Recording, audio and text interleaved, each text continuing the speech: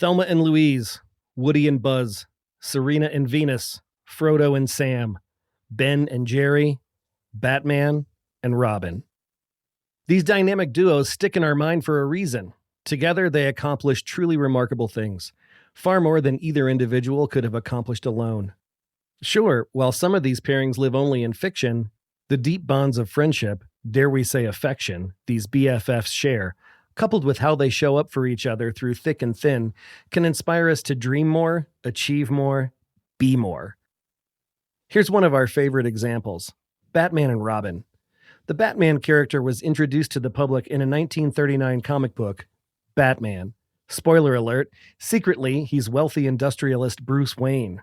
Dedicated his life to fighting crime in Gotham City, driven by the brutal killing of his parents by a mugger. And he did just that, solo, all by himself, spectacularly. The comic book's writers quickly realized, however, that something was missing in the Batman story, and they took steps to fix it. Just 1 year later, in 1940, they introduced a new character to the Batman universe, Robin, the Boy Wonder. Robin was more than a sidekick to Batman. He was his closest ally and best friend at work. He was a sounding board, off which Batman could bounce ideas. He was an extra set of fists when the going got tough. He was the rock that Batman knew he could count on, always and forever. Robin had Batman's back and vice versa. Not only that, but Robin injected a bit of humor into the proceedings. Before Robin's introduction, Batman was a dark and brooding character. That changed when Robin arrived. Batman and the Boy Wonder had more fun together than they did when they were apart.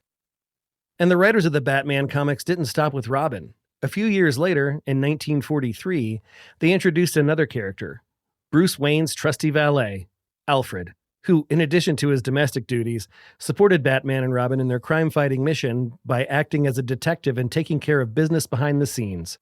Robin and Alfred were Batman's allies. They had his back, and in doing so, they allowed Batman to be Batman.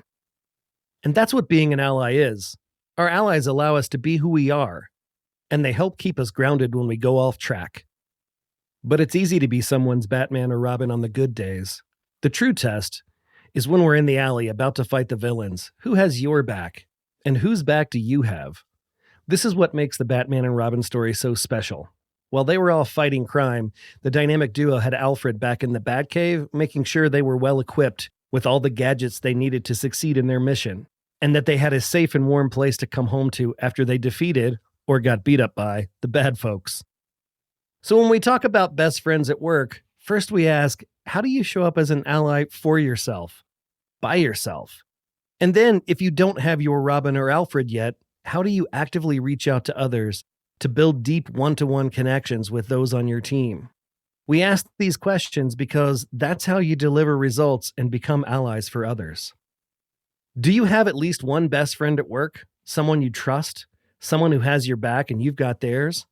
Someone who challenges you to do more, to be more?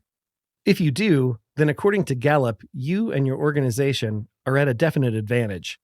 But it's taken most businesses and the people who run them some time to wake up to this realization.